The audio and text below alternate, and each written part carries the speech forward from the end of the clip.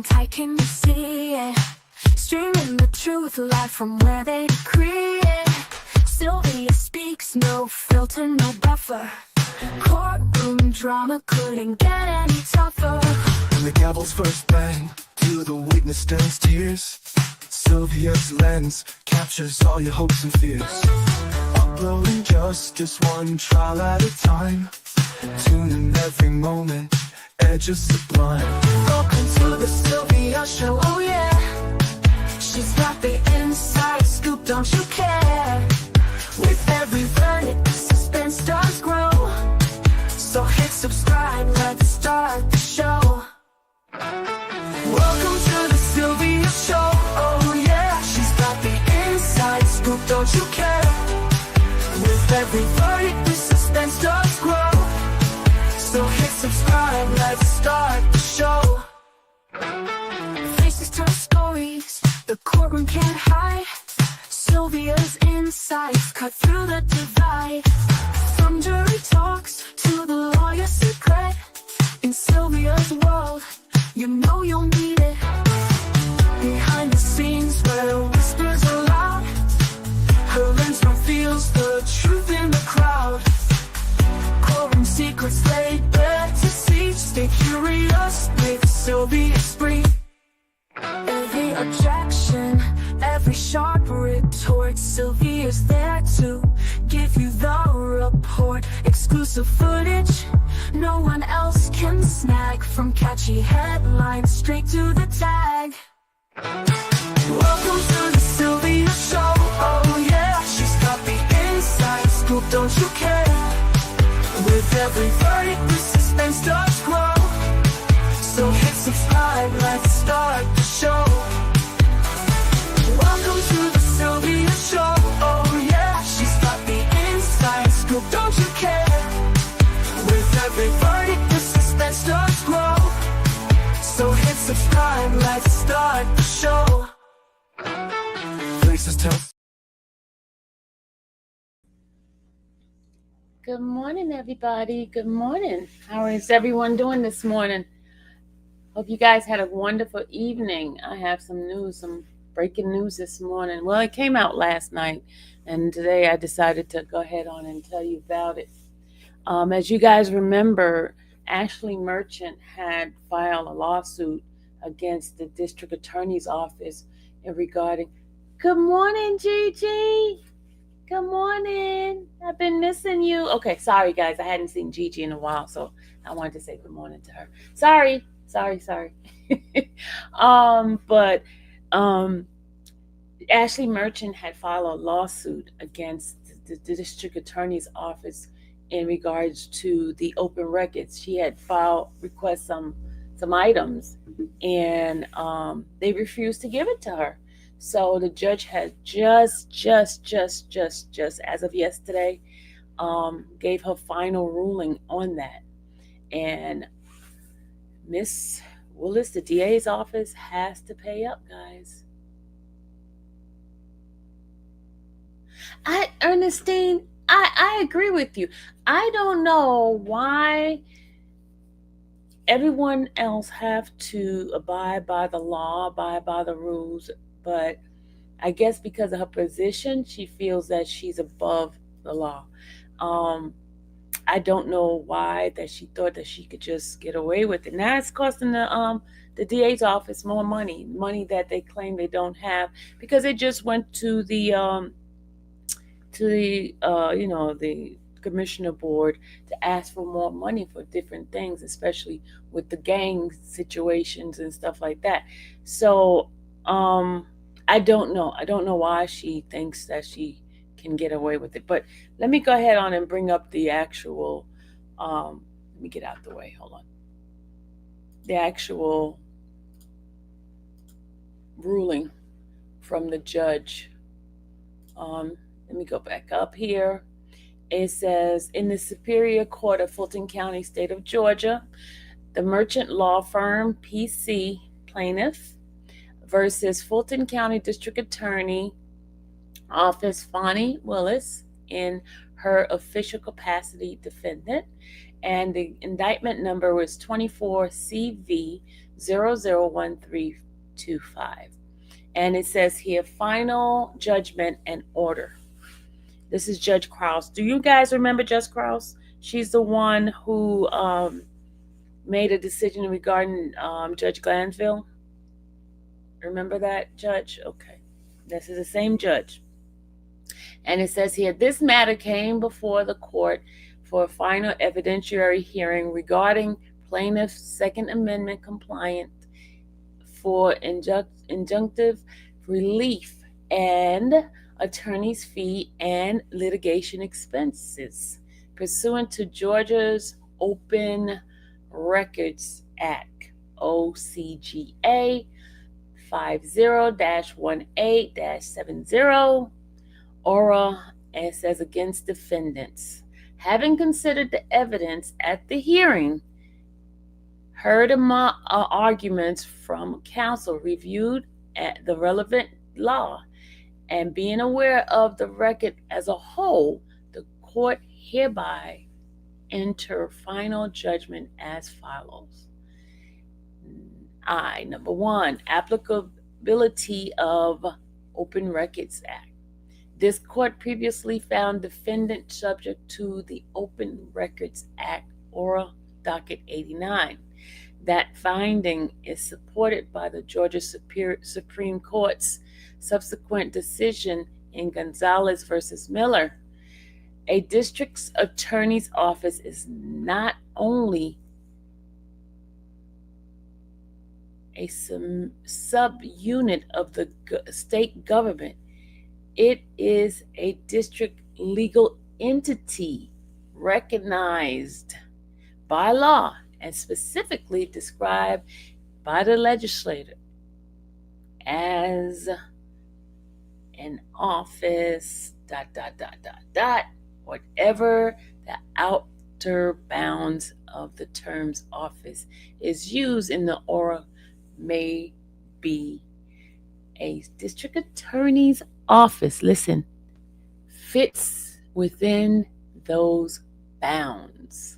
Meaning, and Ms. Willis, as the elected district attorney, is the ultimate custodian of her office's public record. So she is bound by duty to provide this information, Open Records Act, to whoever, whatever, public entity or attorneys or whoever needs these public record information, open record.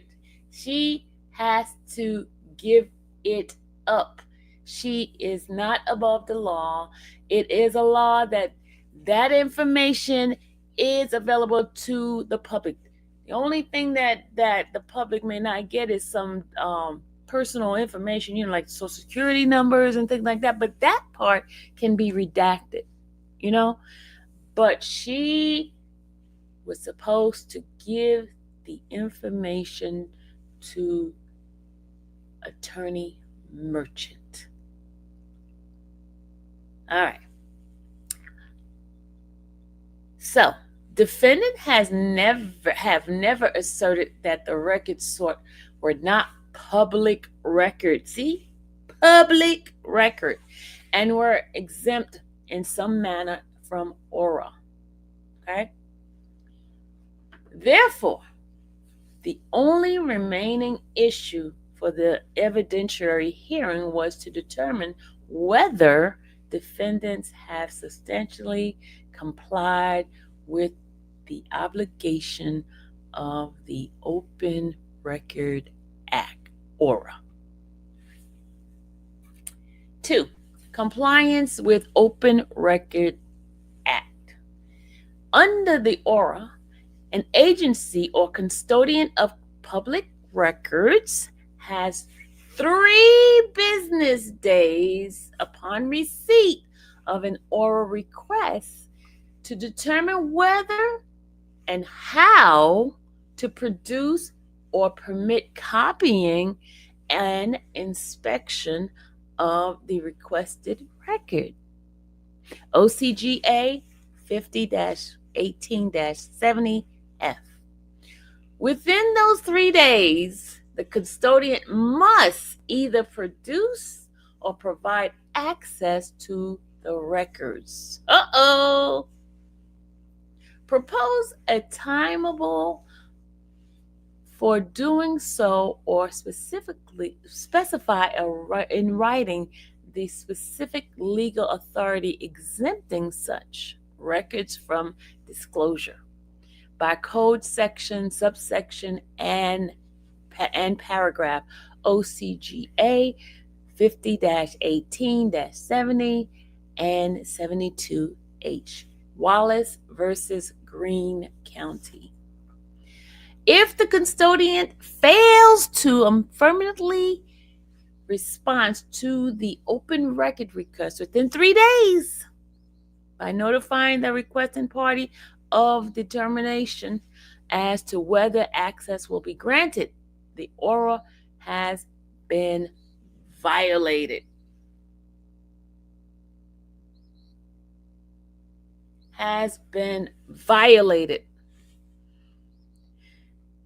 So, in any action brought to enforce the provision of this chapter in which the court determines that either party acted without substantial justification, either in not complying with this chapter or in intuitively the litigation, the court shall, unless it finds that special circumstances exist, access in favor of the complaining party reasonable attorney fees and other litigation costs reasonably incurred, whether the position of the complaining party has a substantially justified, shall be determined on the basis of the record as a whole, which is made in the proceedings for which fees and other expenses are sought. Although substantial justification is not defined in ORA, the term is used and defined elsewhere in the code. OCGA 9-15-14 considers substantial justification in determining whether attorney fees should be awarded. As used in that code section, lack substantial justification means substantially frivolous, substantially groundless, or substantially vexatious. In response to some of plaintiff's open record requests, defendants acknowledge these receipt of the request, but there is no dispute defendant did not advise plaintiff affirmatively within 3 business days for any of plaintiff's oral requests whether any record would be made available. Thus, defendant failed to comply with OCGA 50-18-70F and violated the ORA. Further based on the evidence offered at the hearing and the record as a whole, defendant's failure to comply was not substantially justified, and plaintiff is entitled to attorney's fee and litigation expenses pursuant to OCGA 50-18-73B. So, as noted during the hearing, defendants, through the open records custodian Dexter Bond, were openly hostile to counsel for plaintiff Ms. Merchant and testified that Ms. Merchant requests were handled differently than other requests. Oh, hold on. We have the record for that one. Hold on, y'all. Hold on. Got to stop reading right there. Hold on. Here we go. We have the videotape on Mr. Bond's hearing. Mr. Bond was in there. Here you go. There go Mr. Bonds right here, y'all. They said he was hostile. Let's go take a look. Let's back it up a little bit. To this merchant to begin her questioning. My name is Dexter Q Bond Jr. Dexter, middle initial Q Bond. I am a junior. Great, thank you. So I'm a junior. Can you tell us what your job title is? I am the Deputy of Operations for the Office of Fulton County District Attorney's Office. Does that include being the records custodian? Yes, among many things. And before we get into the documents, I want to talk to you a little bit about the portal, how that's set up. If first, let's talk about at the time that I made the request in January of 2024. Was there a website link on the DA's website for open records at that point in time? In January, yes, there was a link on our website, yes. And when a person clicked on the link on your website, it took them to the county attorney's open records portal, correct? Yes. And there was a drop-down box if they went to that open records portal to request records from the district attorney's office. And then I can't speak to that because I don't request records from the district attorney's office. Okay. So at some point in time from then till now, was that landing page from the DA's office website removed? I don't have information to that. I don't know. Do you know if the open records page, the page that the public would go to, if that link was ever altered?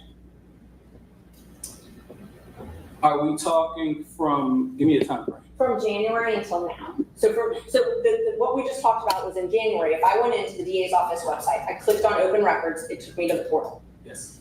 A month ago, if I went on the DA's website, clicked, and there was no open records link at that point. I cannot speak to that. I do not monitor that site on a daily basis. I do a lot of things for the office, but that is not one. Okay, so you cannot speak to whether or not there was an open records portal site or portal link on the DA's website? No, I answered that question. There is an open records link on the DA's website. You will click the link, you can go into the portal, you can request open records request as you do. Oh, So there was one in January and there is one now, right? to my knowledge, yes. Do you know if it was removed at any time over the last 9 months? I cannot speak to that. Okay, thank you. Who could? I don't know. I don't maintain that particular website. Once the information is placed in the portal, if necessary, to be elevated to me, and I do my job as the business records custodian. But as it relates to it sounds like, forgive me if I'm wrong, but I'm interpreting your question to be a little bit more, I don't know what you're asking me, but I'm I trying can't. to ask how the public asks you for open records. And I'm saying that the DA's office has a website. As you know, the DA office has a link that you can use. The DA's has once you click that link, it goes to a portal, which you have used several times. And once you go into the portal, you can put in your request. That's what I'm saying. Are you able to testify if over the last 10 months that process has been in place? I don't object just based on the fact that the availability of the link in the portal is not an issue in this case, and it's not an issue pertinent to whether the records were provided. Ms. Merchant, is there a reason, is what you're really trying to get to that for the entirety of the last 10 months, Mr. Bond or someone else would be tasked with and subject to complying with open records? Or are you really trying to ask if there's an actual portal button on that website for the whole last 10 months? I'm trying to figure out if they had, so once I made my request in January, I had to make follow-up requests and it went away. And I wasn't able to continue to make those follow-up requests, which is part of when we continue to make those requests. Okay. Forgive me, I'm gonna reframe your question and you make sure that I'm not reframing it appropriately, right? Your time frame at issue is from January to the present. Yes. And you are asking me at any time, did that particular process begin? Yes. The answer is yes. Okay. May I explain? Please. Because of the cyber attack. I do know, if I'm familiar, that you received an open records request saying that, hey, we are under a cyber attack, this will require a delay, and I do know that this portal is not maintained by my particular office, right? I think you and I can agree with that they made Why do they some talk like modifications. that? So if your The question DA's is, look at 10 months, did something change from the routine? The answer is yes. The reason why is because it was a cyber attack. I'm just gonna interject very briefly. You're like me, you're natural. Wait, hold on, y'all. Why do they? Have you noticed the way any of them, when they get on the witness stand, how they answer question? They don't answer questions straightforward. They answer question in a weird sense. It's like going around the block when you can go straight across the street. You go around the block to get across the street instead of going straight across the street. Doesn't it seem like that, the way they answer? And they don't, it's like they play around, wordplay. Is it me, or do you guys find it the same way? Do you guys find it the same way?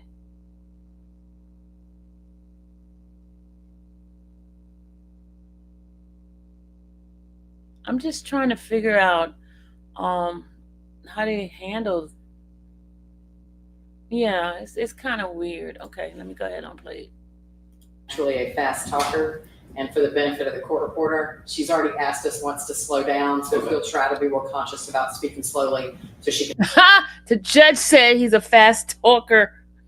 In other words, stop giving me the going around the corner and up the block instead of just going straight across the street. Just go straight across the street, okay? No, none of that fast talking stuff. The court reporter have a hard time trying to figure out what you're saying. Anyway, now slow it down. You can take it down, okay? Yes, Sean. Thank you, sir. Go ahead, Ms. Merchant. And I just want to make sure I understand. So it changed because of the cyber attack. So that portal link was at some point disabled or not available? So you asked me, did something change? I reframed the question to make sure that we were on the same page, right? I told you, yes, something did change. I gave you an answer as to why that did change, and that was as it relates to the cyber attack. Again, the framing of your question was from January to the present for the last 10 months, right? And enter in your question, you asked me something about the last 10 days. So forgive me. 10 months, I'm sorry. You said 10 months, but you also said 10 days. I asked you a follow-up as it relates to the framing, right? I've answered that question from January to the present. I have told you that the reason why that has changed is because of the cyber attack. I've also told you that I do not maintain that website on a daily basis. My question was, how has it changed? You said it's changed. My question is, how has it changed? I cannot answer that question. What I can say Wait a is minute. that Wait. from 2021 to the present, He is the lead person in open records, right? He's the boss. But he can't tell you how his department made some changes in their system. He can't give any information on that. That kind of tell me that you're not doing your job, sir, because you're supposed to know what's going on in your department. That doesn't make sense, sir. the DA's office has had access that allow constituents like yourself to request open records. That link is displayed on our website. Once you click that link, you can go into the county's portal. I've also told you that I do not monitor that website on a daily basis. So if you're asking me how, I cannot answer that question. But if you're telling me, look at the last 2 months, if it has changed, I am telling you, a cyber attack has required a lot of things, including open records, to change. Do you monitor the open records portal? Do I monitor it on a daily basis? No. Do you monitor it at all? Yes. How often do you monitor it? On an as-needed basis. As needed. Yes. How do requests come to you? You go to the link, you put it in, it goes into the portal. Oh, sorry, and just to save time, I'm not asking how I do it, I'm asking how they come to you. Once a staff member on my staff, a designated staff member for open records request, receive the open records. If it's standard, like the many of you have supplied, we can go ahead and give you a responsive record, right? If it's not standard and it requires an elevation of some sort, then it is elevated to me by a staff member. Elevated to you? Elevated to me by Okay. a staff member. So the first sort of triage is the staff member reviews it, determines if they can just answer it quickly. I would say that, yes. And then if it's something that's more elevated, can you describe what something more elevated would be? I'll do it the opposite way if I can. if you're looking for an invoice, a particular invoice, and that invoice has been commonly requested, my staff knows that this is a particular invoice. And for efficiency purposes, we get that responsive document to you as quickly as possible. And then if you're talking about something that is exempt or possibly exempt, that's an example of something that's going to be elevated. And not in this particular case, but in some cases, my exemptions include open and active investigations. So in those particular cases, that'll be elevated. Were my requests elevated? You have to be more specific. You know, you gave me about 40. Were any of my requests elevated? Yes, ma'am. Were any of my requests not elevated? Narrow down. I'm going to say yes because 40 was not presented to me. I know that you are a frequent open records requester.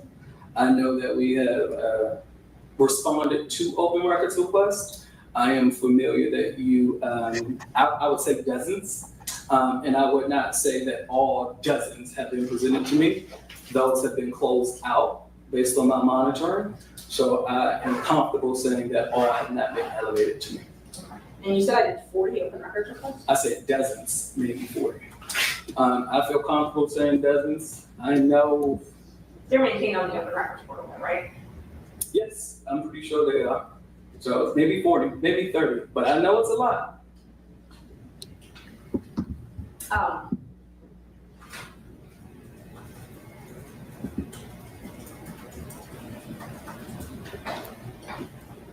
Would it surprise you that it was less than 12? Oh yeah, I think I'll be surprised with that. Okay, and let's go through them in a minute. We'll go through the specifics. May I ask a follow-up? 12 an issue or 12 total? In total, Since when? January to the birth? since Ms. Willis was DA. That would surprise me. That would surprise me.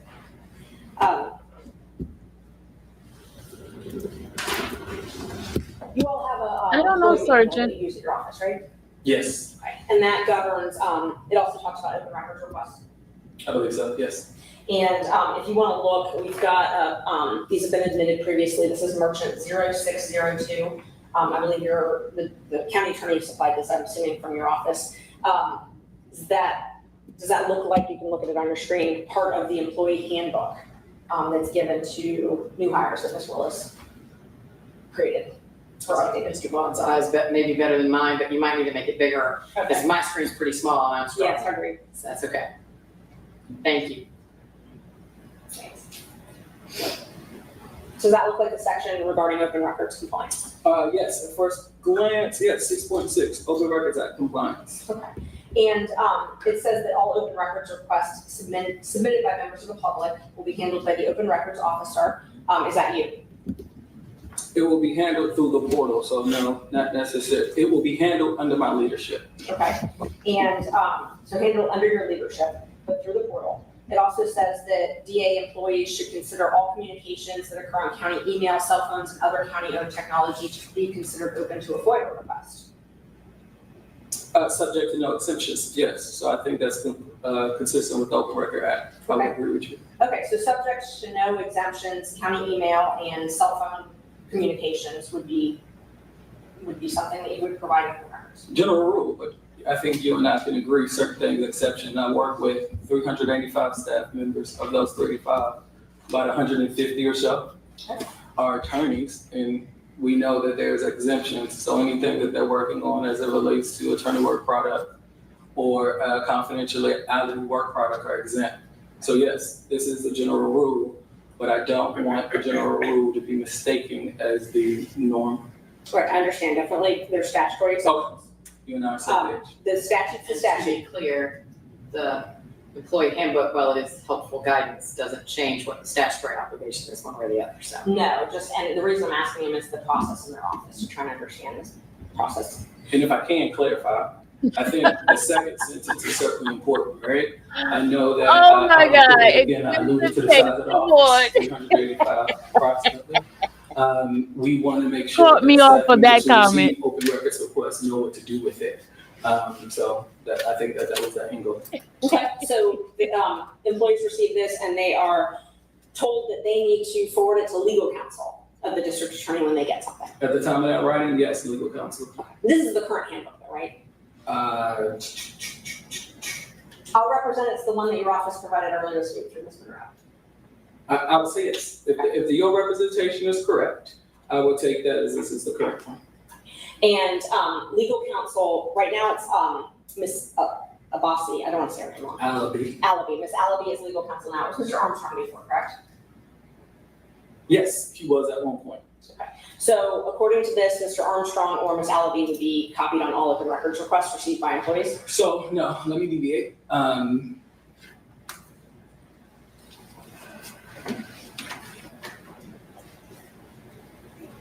The answer to that is no.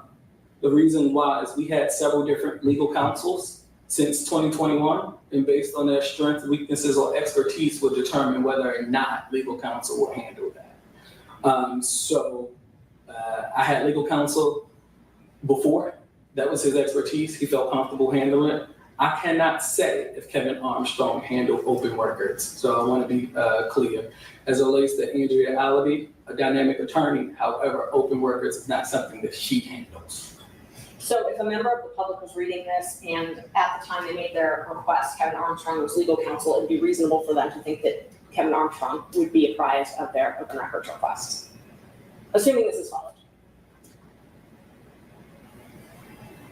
No, No. I don't think so. Okay.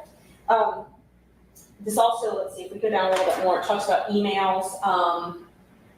Let's see, email communications. This advises employees that emails are monitored, and essentially that means that you're telling them you have access to emails, or the office has access to emails, correct? You have to tell me the line. The way that I read that is my district Oh my attorney, God, Fani, Willis, no. requires us to look at emails. So, It's so 3 times difficult. a day is our standard. If you look under section 6.9, the third line, it says to ensure compliance with this Good policy, morning, computer everybody and that's email coming usage may be in. Good monitored. morning. Does that mean that the district attorney's office can monitor computers and emails?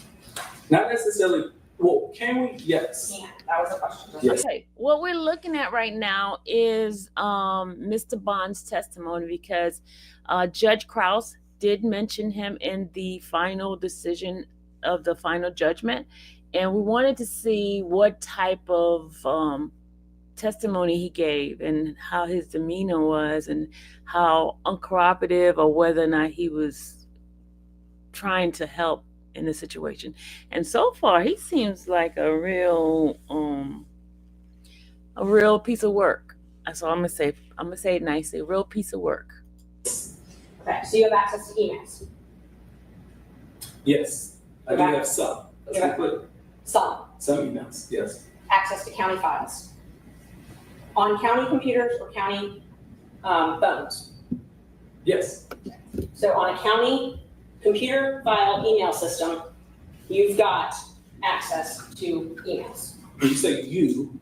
Your office, I'm sorry. Okay. And when I say you, it's been represented, and we can pick a term if you want, but as that you're the man for open records. You're in Okay. charge of all of this. So So the answer to your question is, as in you, as in Dexter, right?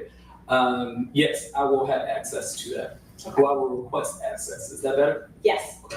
And so this also, if you look at, let's see, after where it says only those who are directly supervised by the district attorney can send emails directly to her. So is that policy that someone who's not supervised by her is not permitted to send emails directly to her? We have a strict chain of command, so I think that is true. Okay, so it's reasonable then for a member of the public who is trying to see emails to assume that emails would go through a supervisor before they went to the district attorney.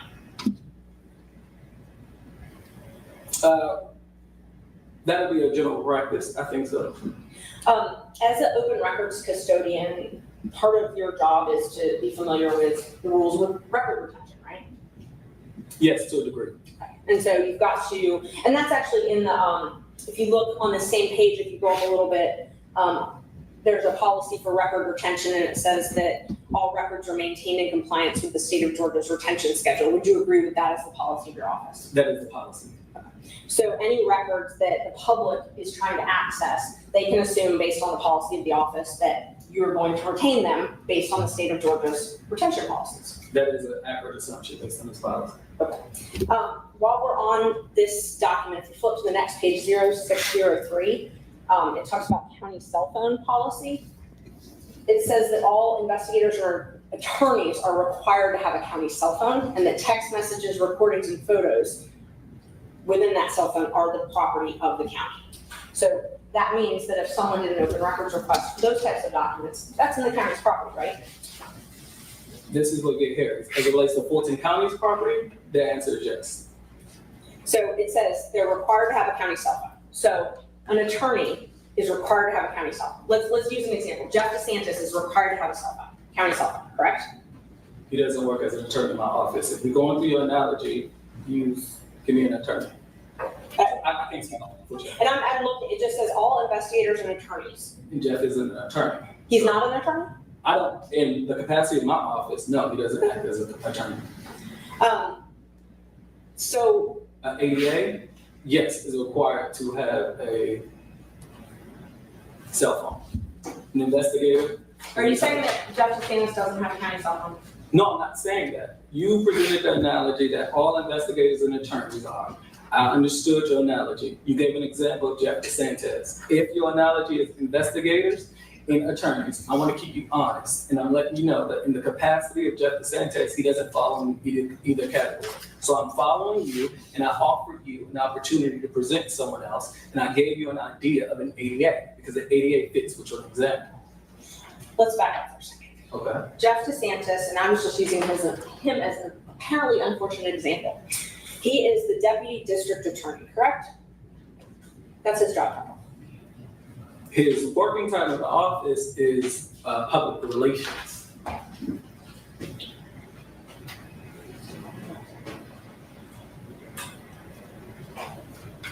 May I personally district? Sure. Thanks. Showing you a printout of the district attorney's website.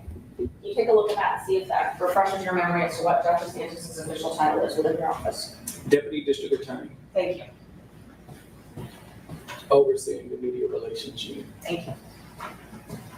So the policy that we're looking at, county cell phone, says all investigators and attorneys are required to have a county cell phone. You're saying that not all attorneys and investigators are required to have a county cell phone, is that accurate? That's not what I'm saying. You gave an example of Jeff DeSantis. I could not speak specifically as it relates to Jeff DeSantis. I'm not arguing whether or not this policy exists. All investigators and attorneys are required to have a cell phone. Okay. That is correct. Okay, so all unnamed attorney has a cell phone. According to this policy, if that unnamed attorney on their county cell phone is messaging on an app on their county cell phone, and they're recording things, and they're taking photos, screenshots from an app, that's subject to the open records request. If there's no exceptions, yes. If there's no exceptions, thank you. Okay, let's move on to one of the requests that I want to talk about, and I have a couple different identifiers if you need them, but it's the critical mention media monitoring. Oh, do you know if Jeff DeSantis has a county cell phone? No, I do not know that. You do not know that. Who would know that? I'm assuming him. Anyone else? I don't know. Okay. All right, so let's move on to critical mention media monitoring. If you need me to tell you the request, the open records number request, or exhibits or anything, I'm happy to do that. Just let me know, okay? But I'm going to globally refer to them as critical mention media monitoring. Okay, I'm gonna stop you here. Mhm. I know that we have a lot of critical mentions. So I would prefer, for the clarity of this court, to make sure that we're specific on critical mention, because I know there's multiple. Not a problem. So There are don't- two. So my ask is don't globally refer to them as critical mention. If that's I will okay not with then. you. What? Can you pull up merchant 0027, please? There are two requests. This Hey, one, everybody is coming just for in. your clarification, ends in 010924. This is my first open records request. On January 9th, I requested any and all correspondence, as you can see, to or from critical mention, including copies of contracts, payments, analytics, reports to or from critical mention and any member of the district attorney's office. Would you agree this request is pretty clear and concise? Based on my reading, yes. And I submitted it through the Fulton records, the Fulton County Open Records portal. January 9th, yes. And it was received January 9th. It says, if you scroll down a little, it shows it was received that day. That's when they return it with the reference number, that is saying that it was received. That is correct. Can you repeat what page you were referencing? I'm so sorry. Yes, it is a merchant 0027. And it acknowledges receipt of the open records request, correct? On January 9th, I received that via the portal. We acknowledge receipt because you have a reference number, as suggested. Okay. It doesn't say anything about whether responsive records exist. Not on January 9th, that's the day I received it. Doesn't say anything about proposed costs or when the records will be made available.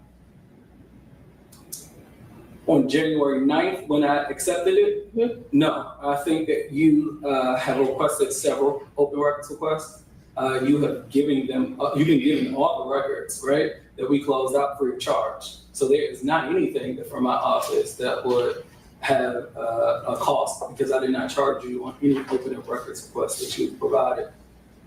I didn't ask that. That's not what she asked. Any proposed costs. She didn't Does this ask. provide any proposed costs? On January 9th response, This document. this document that you put before me, January 9th, I acknowledge that it is a receipt number for tracking purposes. It is a acknowledgement of receipt and it's a description of the records you requested. If you would scroll up, so on January 12th, someone wrote back, or I wrote, thank you, and I followed up, saying I was asking for the analytics, the contract, and the analytical reports. And I was asking, following up, when I could receive them. 3 days later, yes, it appears, I don't know, Ashley Merchant wrote, thank you, in follow-up. I also asked for, yes. Okay. And then on January 11th, someone, either from your office or the county, said, please log into the portal and see attached emails, correct? January 18th. January 18th, I'm sorry, if I said it differently. So January 18th, based on this email, Okay. we gave you attached emails and included in those emails, there were several different documents. So yes, I responded to this open record request on January 18th. Did you type this or did someone else? Please I did log not. into the portal. I did not type that. The attached emails, did you provide those attached emails? No, I did not. Who provided those attached emails? A member of my staff. A member of my staff. I do not know who provided that on January 18th, but I do know that. What? You're the boss, but you don't know which staff members provided that information? This particular request, as you said, was pretty straightforward. So we responded and it was closed out. This wasn't elevated to me. So you never saw this request? You were not involved in this request at all? On this particular request based in the portal, I don't recall this being elevated to me on January 18th, no. So you can't tell us what searches you performed looking for these documents? I can't tell you that. You can. Yes, this is a general request. It wasn't elevated to me. Critical mention is something that was always asked. I have several requests that are very similar to this. So I'm pretty sure, not this particular one, but one of critical mention was elevated to me and we responded the same way we did with most critical mention. Who did you ask? I'm sorry? Who did you ask in response? You said you did ask somebody about these records. Who did you ask? So with critical mention, you ask, based on this search, you will look and you will reach out to Jeff DeSantis. Hey, do you have any emails related to critical mention? After that, you will go to the IT department to confirm, Okay. see if they need responsive records. Fulton County IT department. Yes, So Jeff DeSantis and Fulton County IT are the two. Okay. especially when you ask it for emails, the answer is yes. But you don't know if you did that in this case. I know that I did that in critical mention. I have 1,000 cases. So as it relates to this specific request, I cannot tell you that this particular case was elevated and this was on the top of my list. And once someone makes a request like this, what steps do you take to ensure that the documents they're requesting are preserved? I'm sorry, y'all. I had to laugh at that one because I mentioned earlier that how is it that they all act the same in that office when they get in on a witness stand? And it's like, they've been like cloned or something to answer questions that way. And I was like, I just started laughing. That's why I laughed at your comment. Thank you for that comment. Oh, repeat that? When someone makes a records request like this, as an example, what steps do you take as the records custodian to ensure that the documents they're requesting are preserved? They are placed in a portal. Once the portal is sent to you, I think that you have access to that, and I think that that is something that the portal does to make sure that it is reserved. And I can have a copy if I needed to go back to those specific documents. So as it relates to you, this is when you and I are going to make sure we're not splitting the baby. But as it relates to the portal, they are reserved. And we'll use this as an example and sort of walk through the request. So once you get a request like this, whether it's elevated or not, what are the steps your office takes to make sure that the documents I'm requesting aren't destroyed? Typically, once documents that you're requested are placed in a portal, the portal, right, will maintain those particular documents, right? You have an email version, electronic file of those versions, so that's in the portal. So, and maybe I wasn't clear. So you're telling me how you maintain the documents you give me. What I'm asking you is when I ask for critical mention documents here, okay? And you get this request and you give me some of them. How do you make sure that they're all maintained? So Where do you all maintain them? I'm gonna answer your question. I'm gonna make an assumption if I may, okay? I made a comment and I said that there was 40 open records requests. You looked and it appeared, assumption.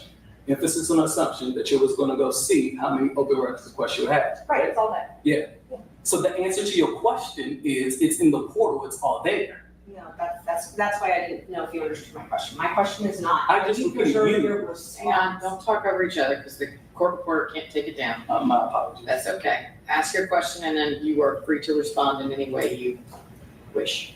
I'm not asking how you preserve what you tell me you have. What I'm asking is how you preserve the documents inside of your office that I request, not the ones you give me, but the ones I've asked for. If you ask for 5 invoices, right? I'll take those 5 invoices. Those 5 invoices is given to a staff member to provide to you. So the original copy of those invoices maintain where they are, right? You have a copy that's filed electronically, right?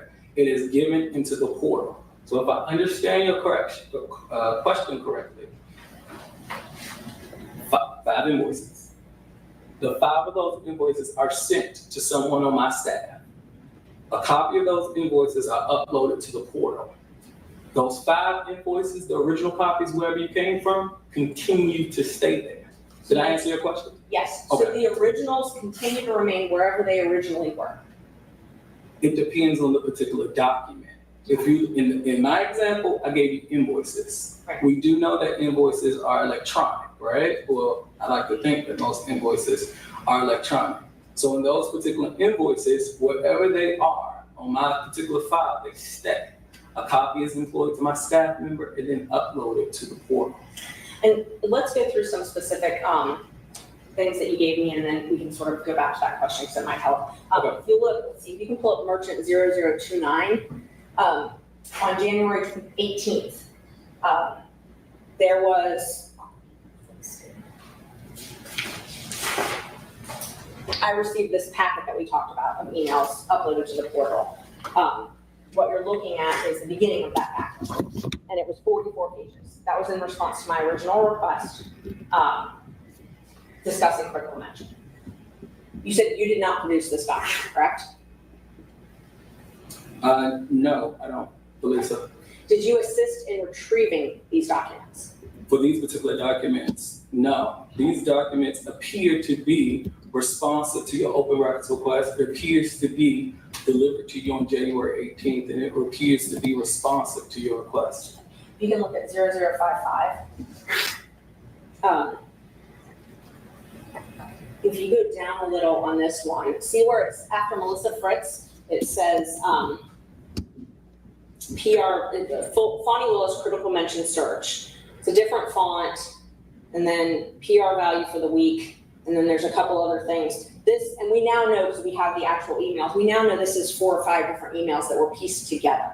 Did you participate in the cutting and pasting of these documents? Objection, Your I Honor. Objection, Your Honor. I presume that he cut and paste documents, and that was never established by his testimony, so we're objecting to that. Okay, well, for now, I'm gonna sustain your objection to the characterization of the cutting and pasting. But you can certainly ask him if he participated in the creation or generation of this document that was produced to you, however it came to exist. So your objection is sustained to that extent, Ms. Monroe. And Judge, I thought that it was Mr. Bowman's witness. I might be mistaken, but I prefer not to tag team. Well, I do agree. I apologize. Who is going to be examining this witness? I will. Oh, okay. Well, then fair enough. I didn't know that was a thing. Well, I mean, Mr. generally- Bowman had objected, so. Yeah, generally speaking, you know, whoever's going to be examining the witness is the one who should be controlling the objections. And I think Ms. Merchant's expressed concern was she thought Mr. Bowman was gonna question this witness, which would make your objection problematic. But since you're gonna be examining the witness, it's fine. That's fine. I'll frame for your honor. Well, usually I just ask that you whisper in your partner's ear so they can then say the thing that you want them to say. And I showed Mr. Bowman the documents because he had made the first objection, so I just was assuming that was the path, but I will check. Okay, so this document, however it was created, did you assist in the creation of this page? No, I think you and I agree that the first request was straightforward. I don't think that this was elevated to me. On January 18th, no, it was not elevated to me. Who compiled the document in the form that we see it in here today? A member of my staff. That's an assumption. A member of my staff. Okay, so you're assuming you don't know who compiled this? Specifically, Yes. on January 18th, yes, this is a designated employee, yes. You're positive it's a designated employee? Well, okay. Yes, I'm positive I know who that is. Who is it? Erica Willingham. Erica Willingham. So Erica Willingham is who we would need to ask, not you as the records custodian, about how this document was created.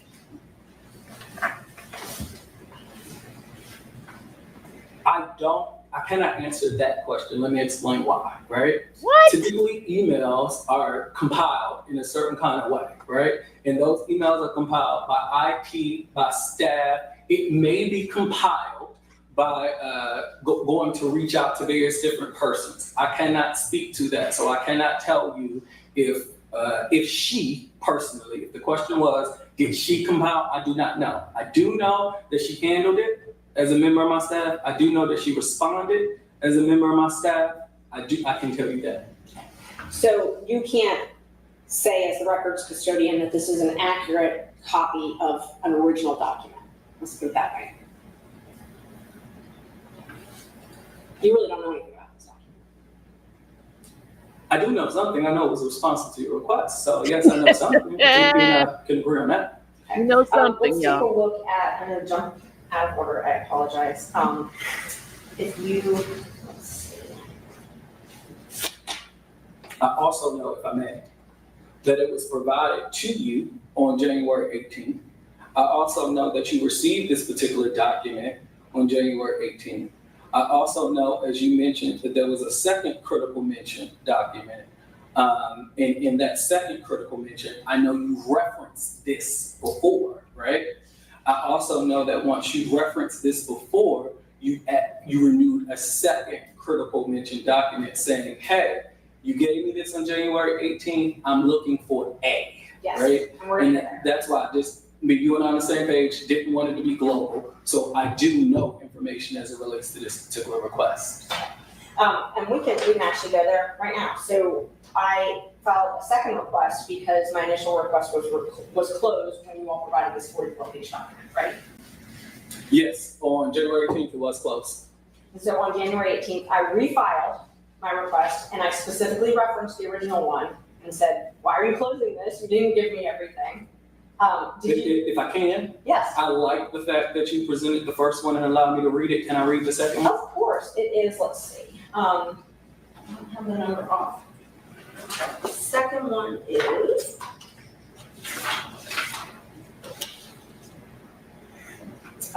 Merchant 0011. Can't take a minute. Oh, doesn't take a minute. There we go.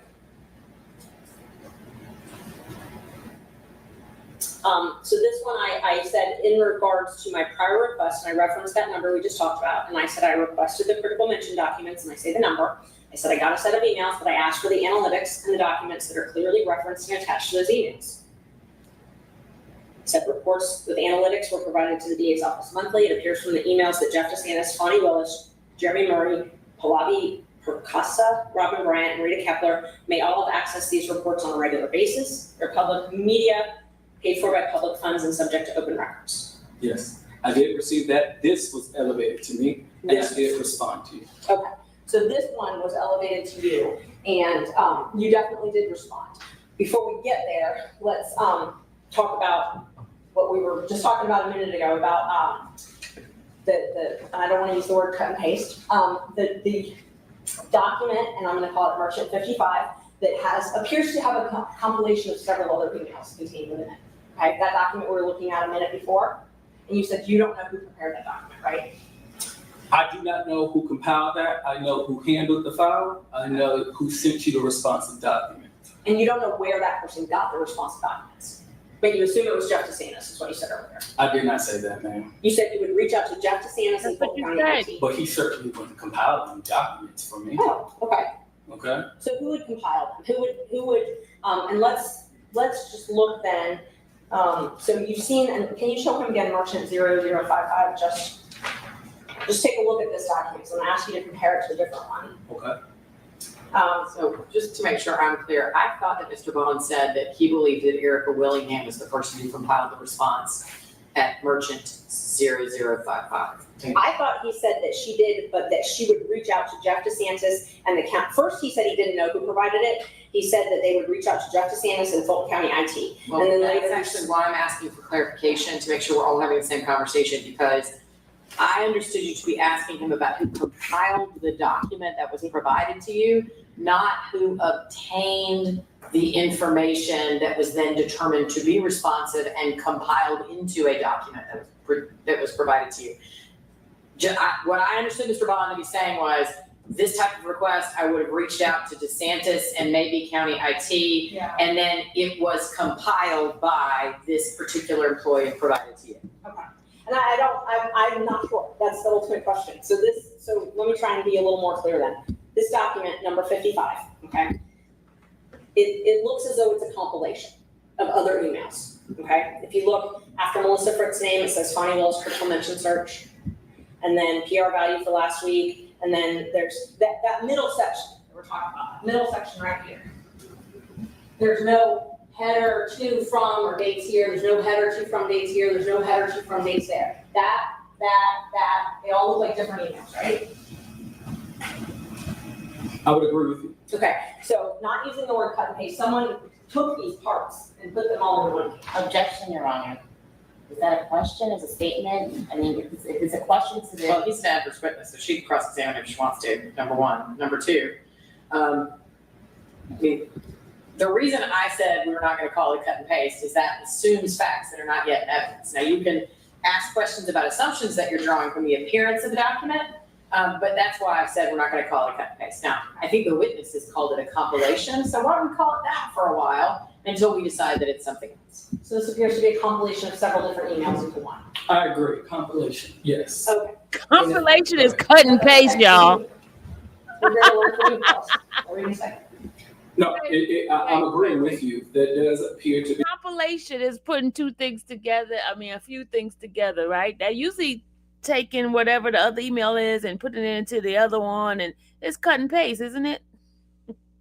I'm just saying, compilation in one, cut and paste. Be a compilation of emails. Okay. And can you pull up Merchant 0167?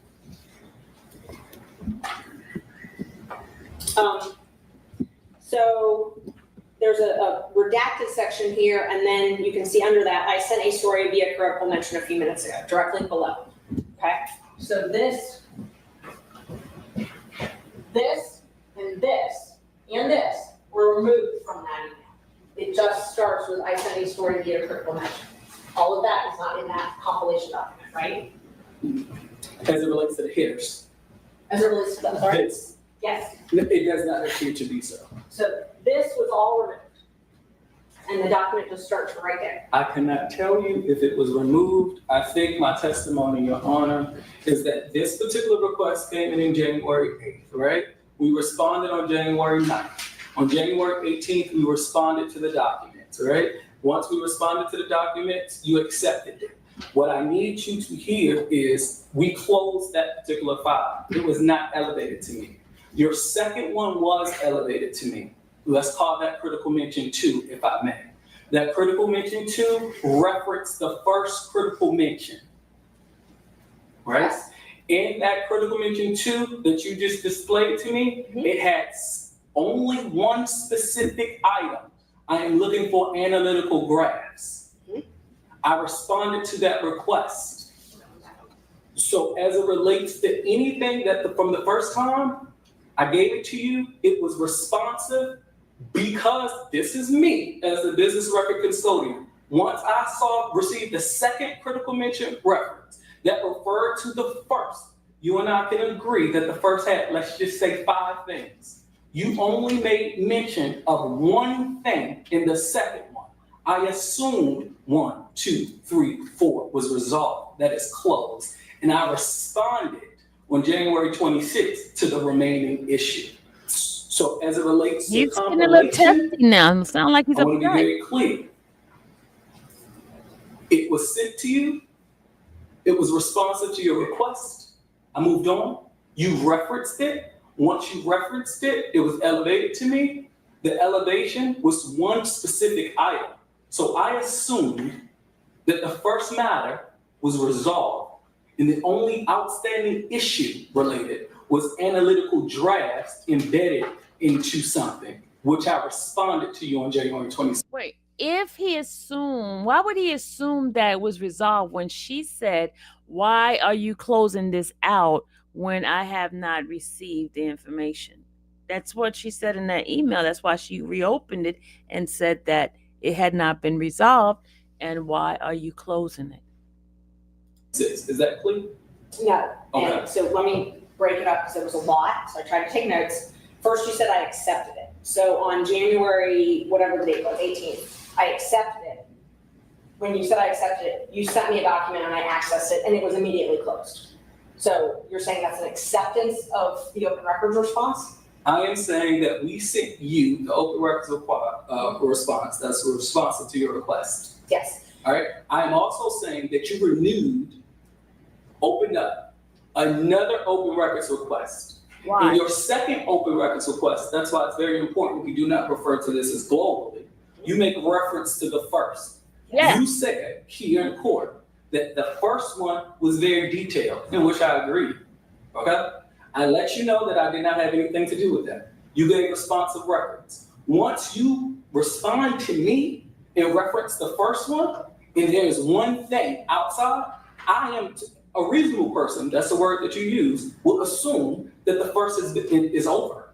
It's done. It's complete. So I am assuming, What they say when you make it soon. that you accepted the open records request because you said, here's the second one. I did this. I'm referencing that, and here's a small section. So you assumed I accepted it and It was hold on. delivered. Hold on. Is that better? Delivered. It was sent to you on January 18th. Yes. No, there is no reason to argue about semantics of what we're talking about. It is not in dispute that on the whatever day it is that the Open Records Act portal sent you a batch of documents. And then I don't think it's in dispute that that request was closed and then you followed up on it, which the county or the Fulton County, whatever we're gonna call it, treated as a new request that referenced a prior request. We don't have to argue about whether it was accepted or received or acknowledged or whatever.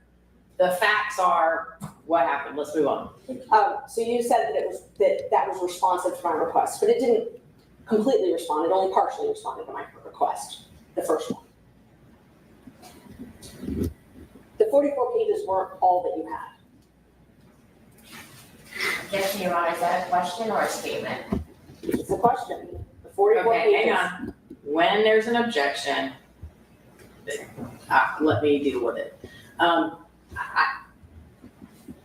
We're just gonna put a question mark on the end of Ms. Merchant's statements, because technically that's what they are, but they are allowable cross-examination questions, so. Right, but I want to put the witness in the best position to answer the question, so if it's not posed in the form of a question, I think that's, the onus is on her to pose it in the form of a question as opposed to a statement.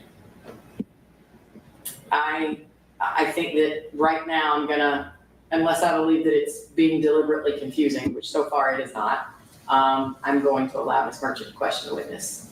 And I'm gonna overrule your objection for now. Go ahead. Thank you. You have to repeat your question, I'm sorry. The 44 pages that you sent me on January 18th, you said that they were responsive to my request, but they were not complete. There were additional documents.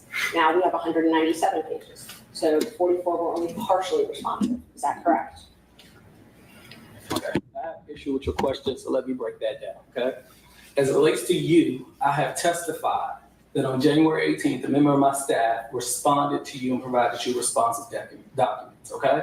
So you, as in Dexter Bond, did not give you anything, okay, on January 18th. The responsive request for your records that sought 5 things were given to you on January 18th. The answer is yes. On the next day, as you just testified, a new open request was opened. You made reference to the first request, right? He's not testifying, Again, sir. The first request was 5 things. You only asked about one thing. The first one was never elevated to me, okay?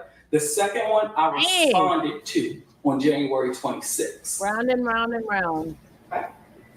So my question, to answer my question, the 44 pages that you provided, your office provided on January 18th, that is not all the documents that were responsive to the original request. It was only partially what was responsive. Correct.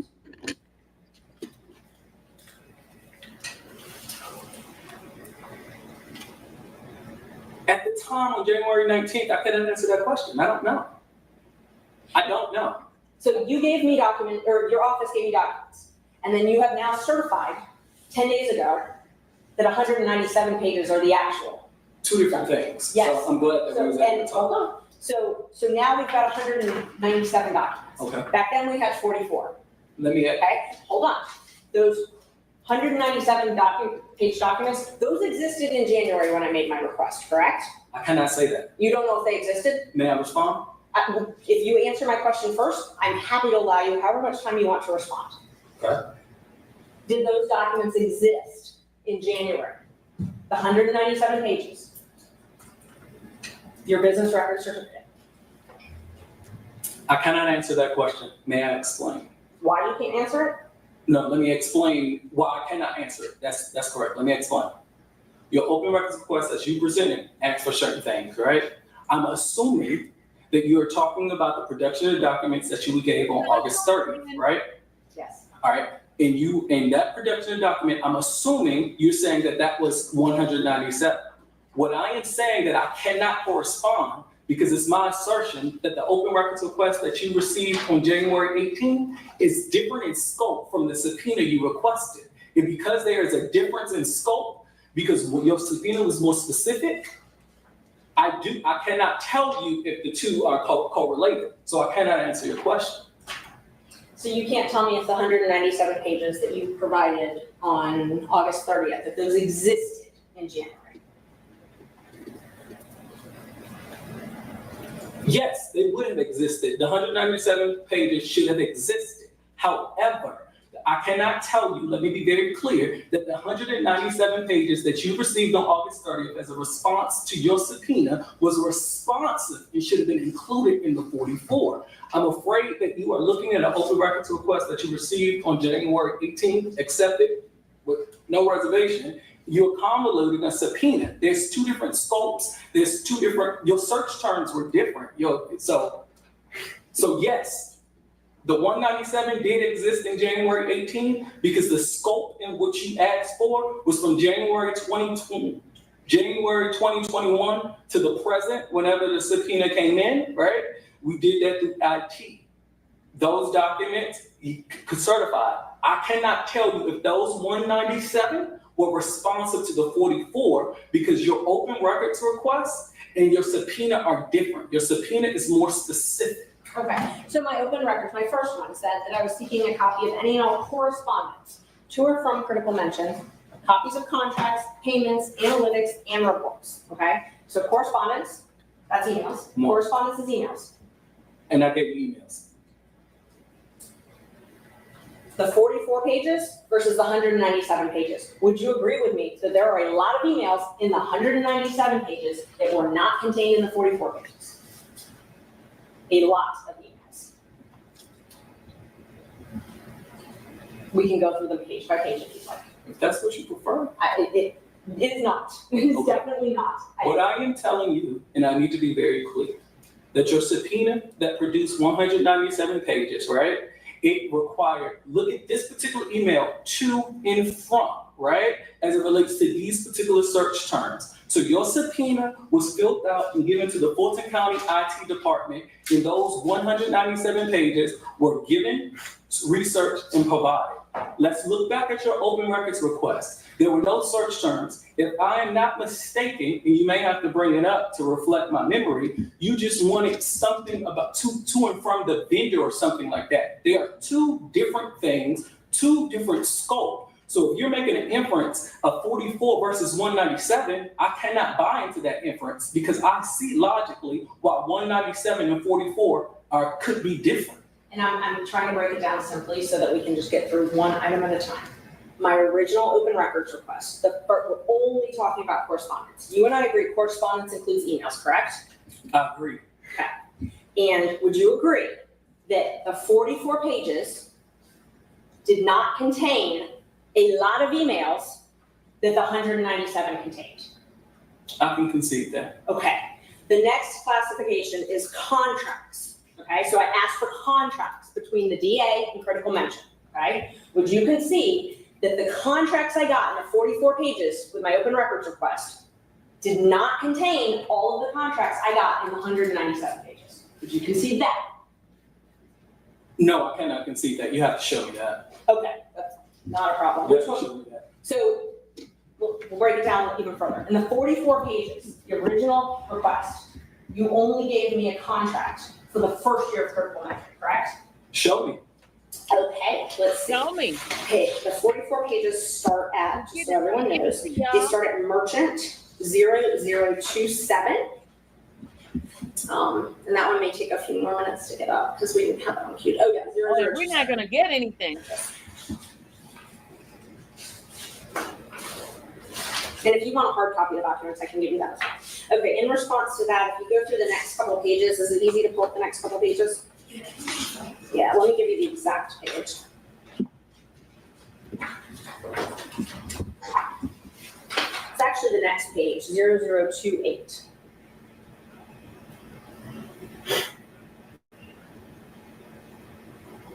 And I didn't have that one queued up, but we'll have it in a minute, sorry. Or I can just show you. That's fine. It's 0028. Okay. That's the February 2021 contract for critical mention. Oh, there we go. I'm glad you said that. I'm glad you showed me this isn't a contract. No, this is not. This is part of it, and if you go through. You and I just had a conversation about emails. I conceded. Now you're talking about contracts. I told you to show me. Now you show me an invoice. Which is it? Do you have a contract? Judge, I mean, I don't care if you ask me questions, but I don't really think it's appropriate if you ask me questions. Well, I'm not, you're not obligated to answer the questions he asks you. I would just encourage everybody to try and maintain a tone of civility and let's move on. Yes, Sean. So, go back, the 44 pages. I'm gonna give you the 44 pages, okay? So you can just look at them, we don't have to go, Are you gonna point out the contract in 44? give me 1 second. Oh, okay. Okay, I'm sorry. so my open records request to you asked for contracts. Okay? That was one of the classifications we just talked about, right? Yes, Okay. Show me where in there you gave me contracts. I did. I don't believe it's in here. You could not show me. So do you want me to go page by page? Because you said that you was gonna show me. I want You you gave me to an invoice. right? Okay. And then I said, all right, the 44. So now I can go through here to determine a contract. So you put, I'll do it. So But you said that you was gonna show me. I'm gonna show you the one you gave me, Okay, no. but that's in the second You were request. talking in the context of these 44 pages. You told this court that I gave you a contract. I said, show me. You approached me with the invoice. You gave me I that told invoice. you- Okay, stop. Both of you. The question I think is pending that will actually help us move forward is that Ms. Merchant asked if any contracts were produced in the original 44-page production. Yes. And while none of us will necessarily enjoy that endeavor, it is perfectly fair for a witness to say, let me review the 44 pages and then I'll answer your question. And so if you would like to do that, you feel free to do that. But the question is, was a contract produced in the initial production of 44 pages? Because I think we had agreed that contracts were requested. Yes. Okay, go ahead. Mr. Bond, if you want to go through the documents, or if you want Ms. Merchant to direct your attention to something, we can do that, but the 44 pages is entirely fair for you to say, let me look at these documents before I answer your question. Yes, I would like for you to direct my attention as you said you could. Oh my God. I'm asking you to answer the question the judge just asked you that I originally asked you. That I asked you if you gave me a contract in January. We agreed that I asked for a contract, okay? So we agreed I asked for a contract. I want you to show me where you gave me a contract. Or if you didn't, tell me you didn't. Okay, allow me to review. Great. This invoice.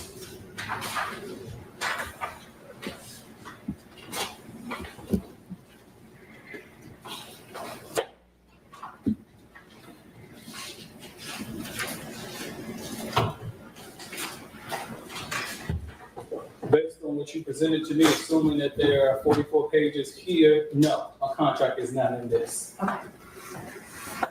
In the 197-page document that has your sworn certificate on it, did you provide me with a contract? May you direct me to that contract? I'll give you the 197 pages. It's your sworn business record certificate that you swore to the court was accurate and complete. Give me a moment to reorganize. Let's see.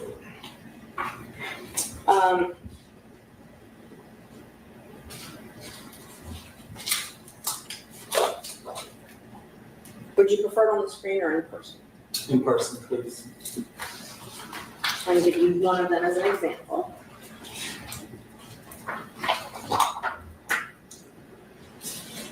That's why as an attorney, you got to be very organized. Yes, and you don't have to ask every time. Thank you. You got to be very organized. It's called a renewal of work to title. Ms. Merchant, I'm sorry, I can't hear you when you step away from the podium very well. Sorry, thank you for reminding me of that.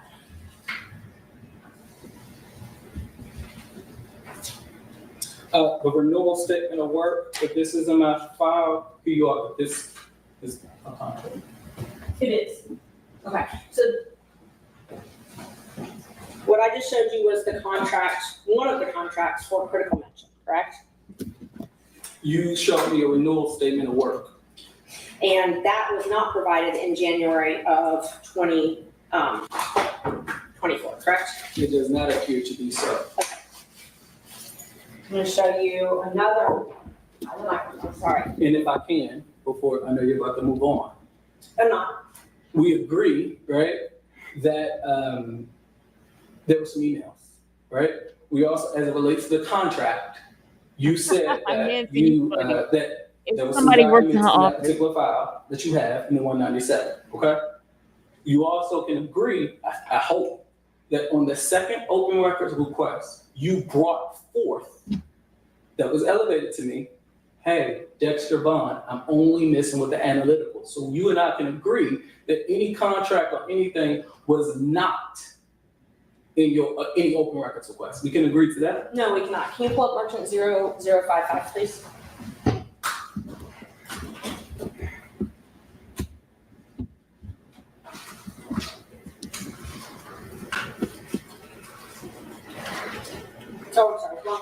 we just had it up, I'm sorry, 0008.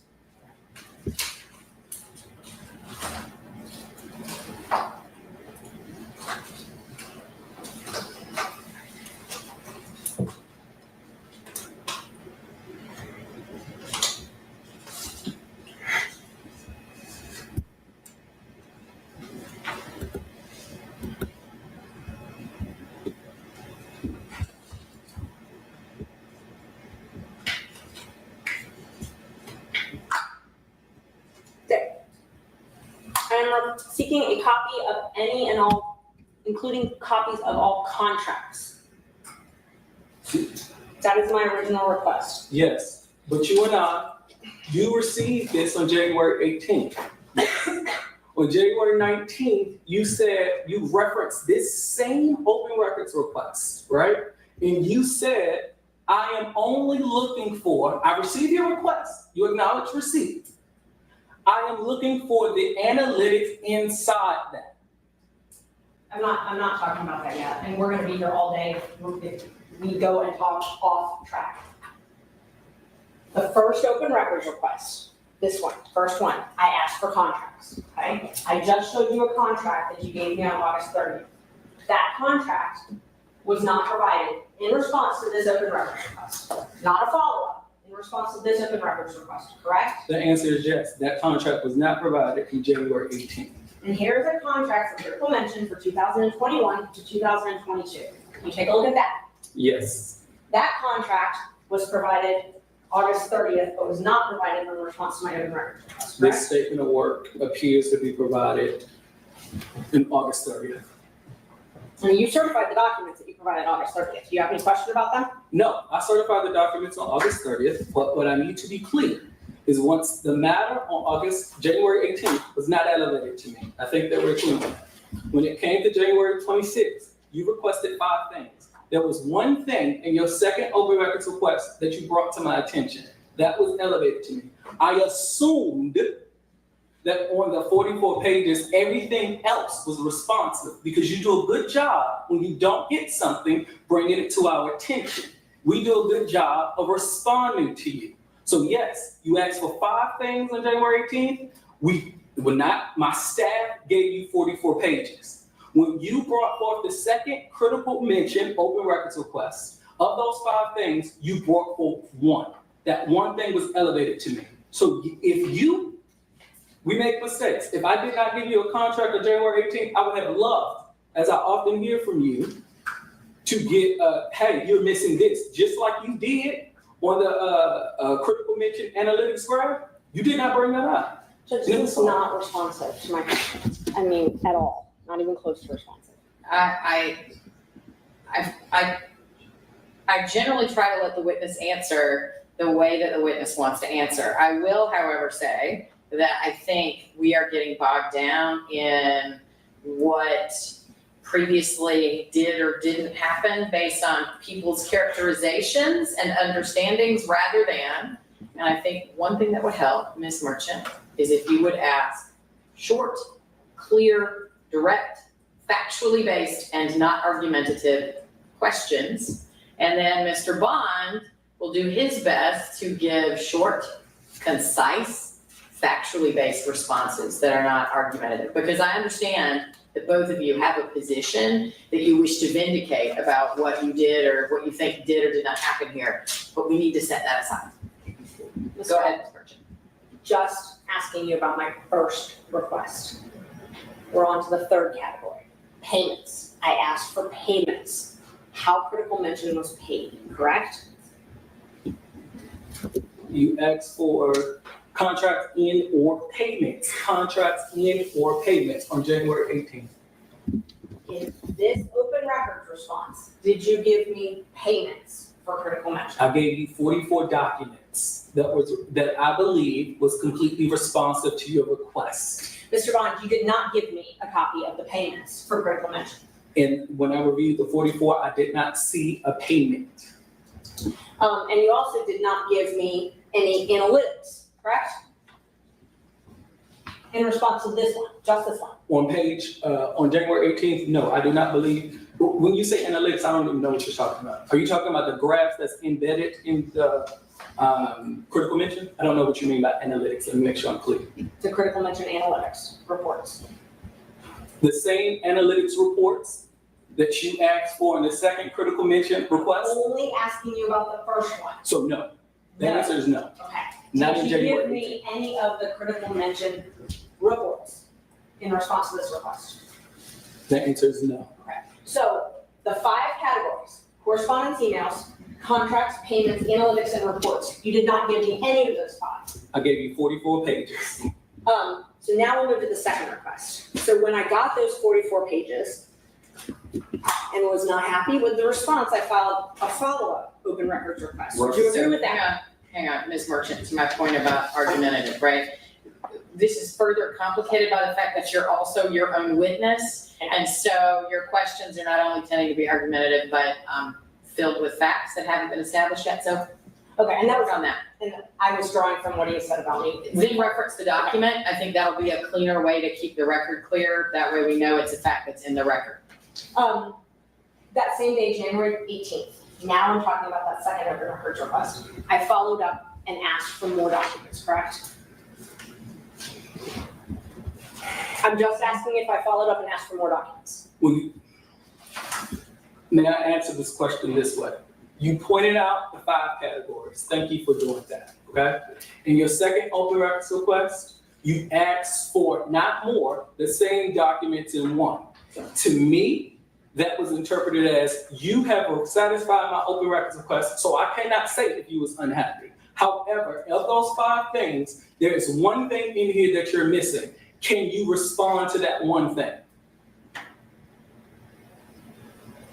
So let's talk about that second open records request. So I submitted another open records request and asked for more items, correct? You asked on that second open records request for the analytics graphs. That was also asked for in the first open records request. And was not provided in the first open records request. It was not provided, well, based on my review today, no, it was not provided. And it was also not provided in response to the second open records request. So in the second one, a response was provided via the Open Records Act. That response on January 26th, footnote 1 reads, no, on January 26th, I don't know what subsection said, essentially, forgive me legal terms, I don't know what you're talking about. Your response, your ask is not reasonably calculated to put me, the business records custodian, in a position to know what you're talking about. At that time, I did not know what analytics graphs were. I didn't know what you were talking about. So you can reference my letter, which I addressed this second open records request personally because it was elevated to me.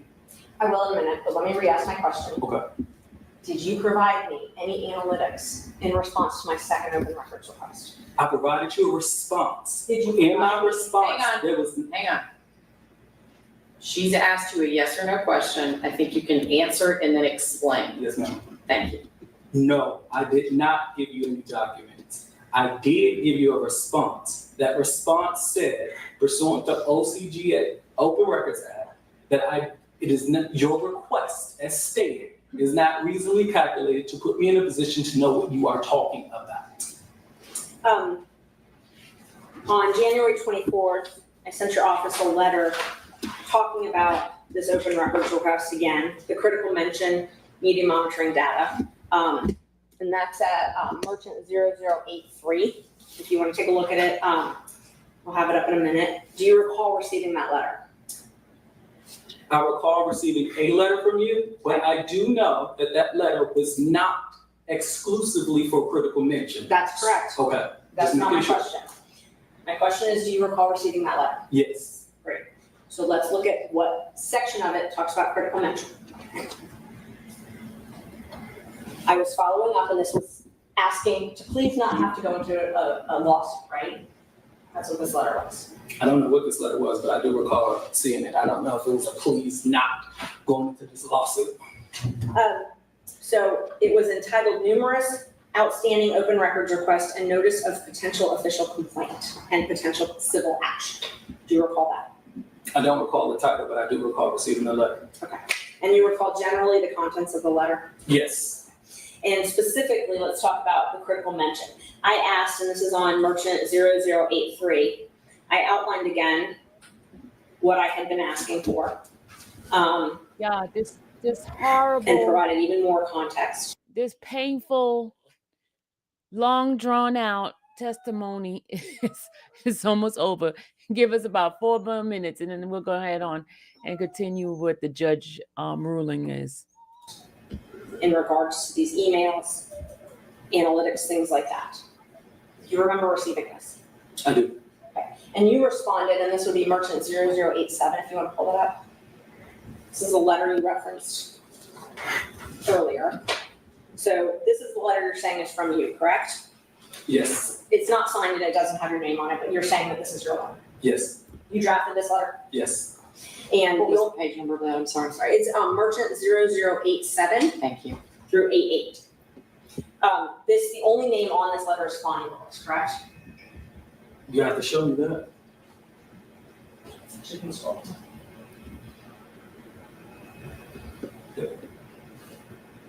Is the only name on this letter Fani Willis?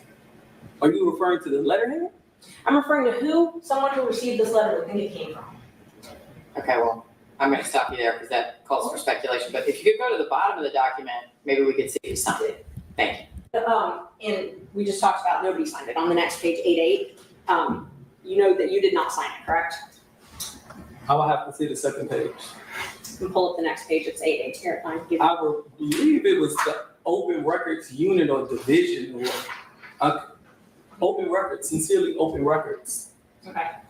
So did I sign it? No. But did I draft it? Yes. Is it from my team? Yes. Looking at these 2 pages, the only name from your office, someone reading this would see is Fani Willis, correct? You would see the only name in our letterhead. Yes. It's any correspondence, I believe, that comes from the portal on any letter is going to have her letterhead on it. My question is just, that's the only name that's on that document. I feel like the document is what the document is. Let's move on. Okay, thank you. This is your response that you were talking about, and just in regards to critical mention, well, actually not just in regards, let me back up for a second.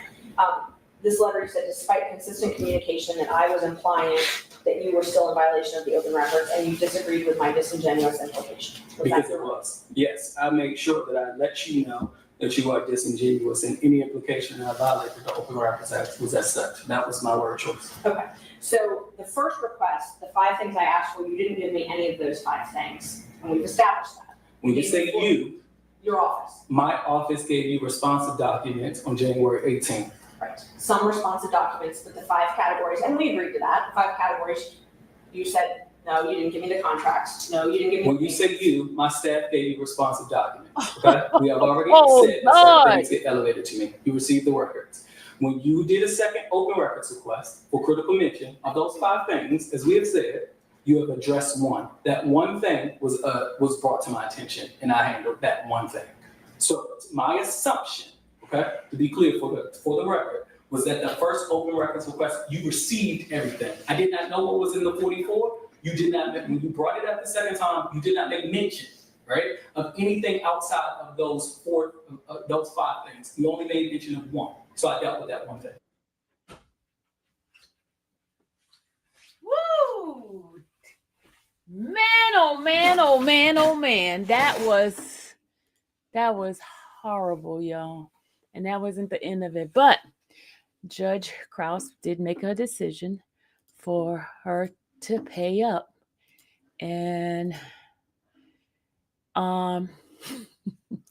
she said the evidence at the hearing also demonstrated that Mr. Bond failed to produce or meaningfully inquire about numerous non-disclosure agreement based on his unnecessarily limited interpretation of the request as pertaining only to media agreement.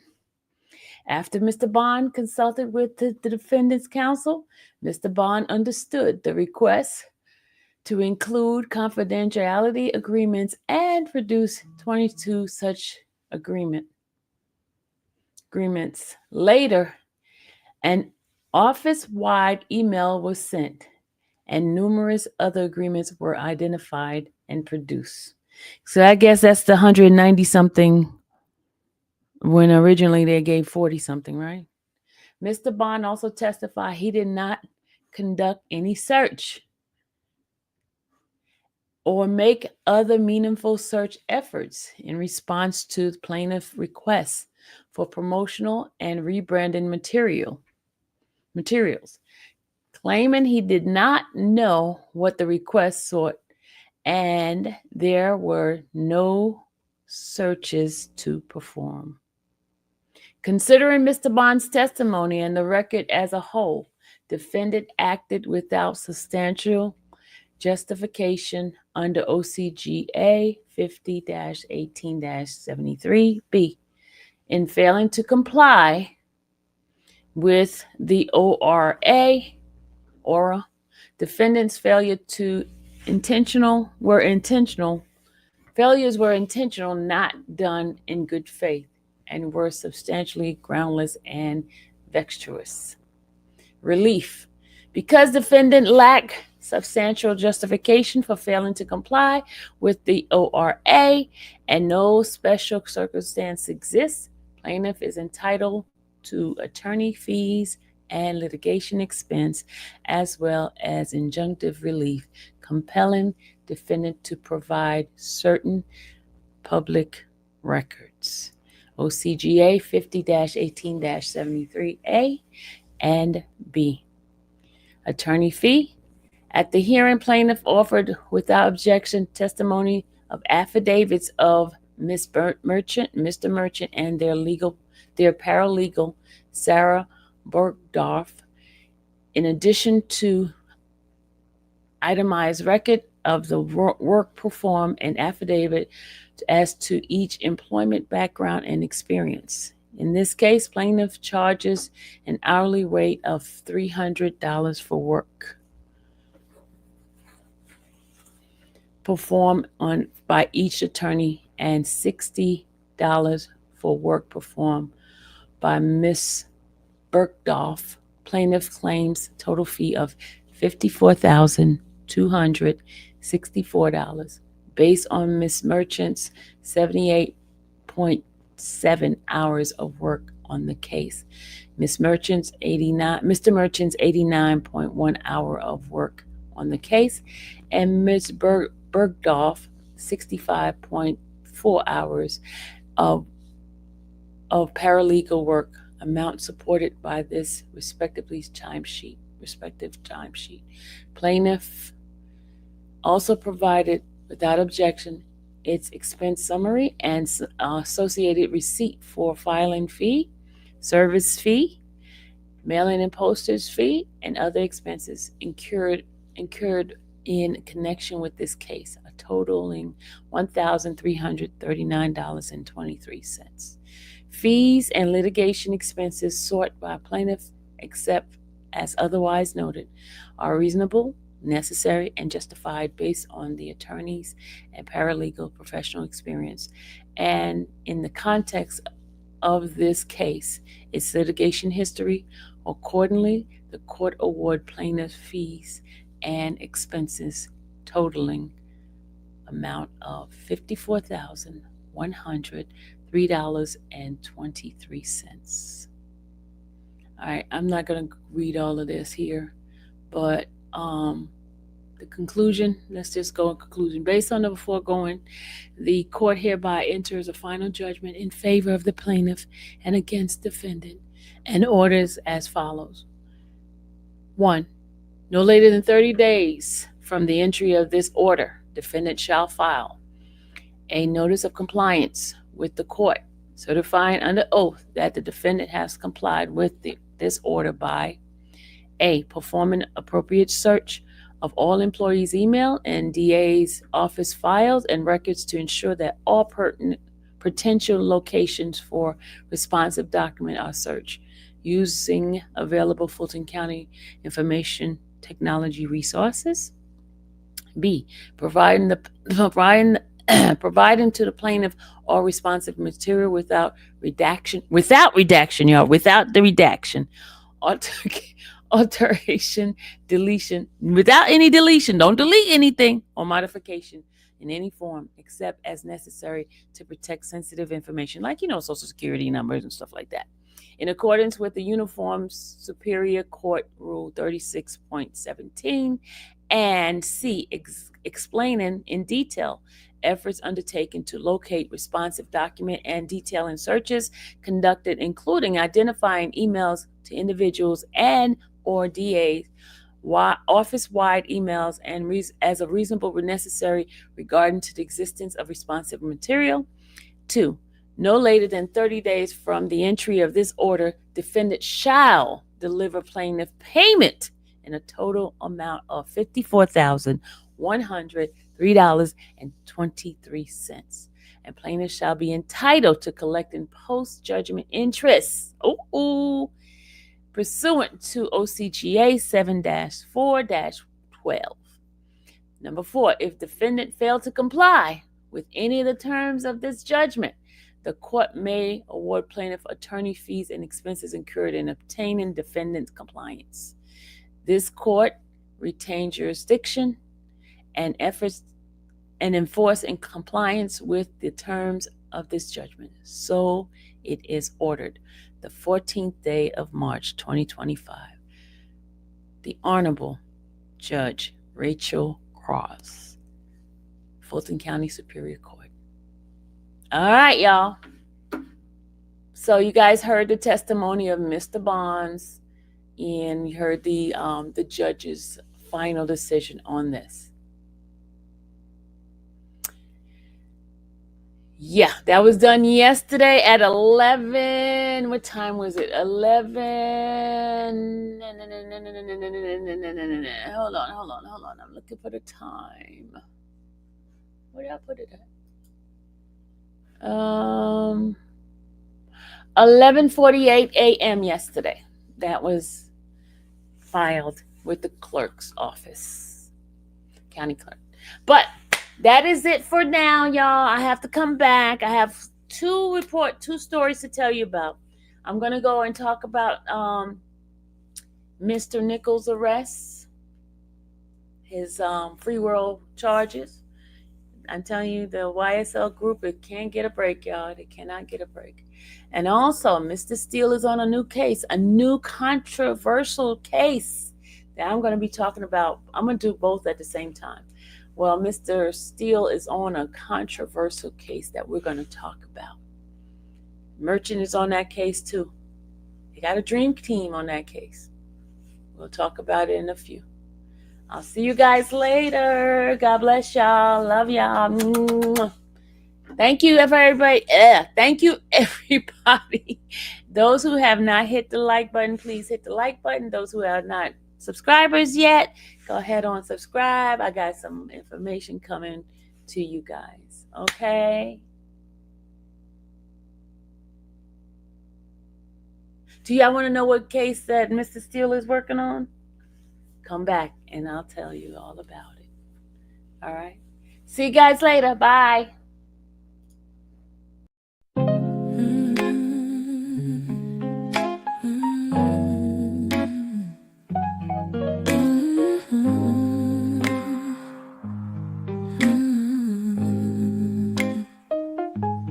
Thank you for watching that infamous Sylvia channel, where laughter and fun make up our panel.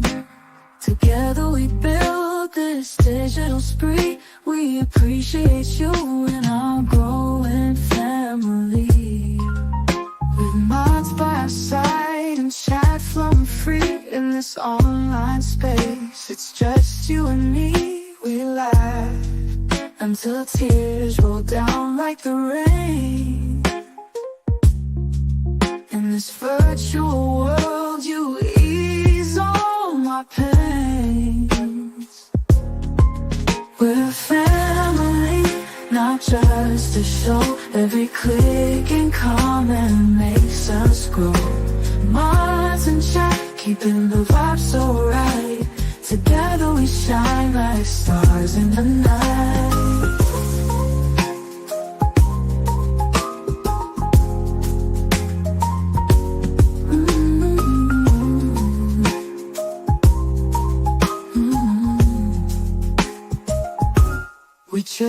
the moments, the highs and lows, from the latest gossip to stories untold. You're more than a viewer, you're part of the crew in this space of ours. It's all because of you. This digital world where emotion is shared, every post and reaction showing we care. The love is real in this virtual domain. With every sign and joys what we'll gain. We're a family, not just a show. Every click and comment makes us grow. Mars in check, keeping the vibe so right. Together we shine like stars in the night. We're a family, not just a show. Every click and comment makes us grow. Mars in check, keeping the vibe so right. Together we shine like stars in the night.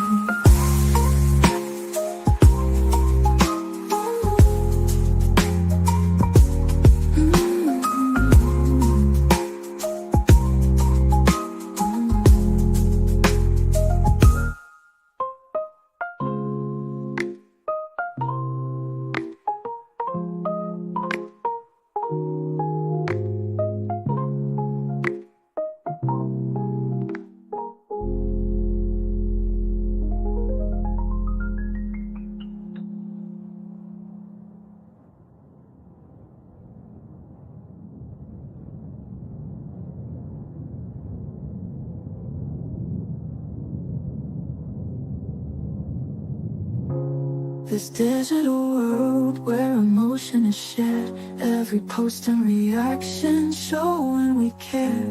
The love is real in this virtual domain. With every sign and joy is what we'll gain. We're a family, not just a show. Every click and comment makes us grow. Mars in check, keeping the vibe so right. Together we shine like stars in the night.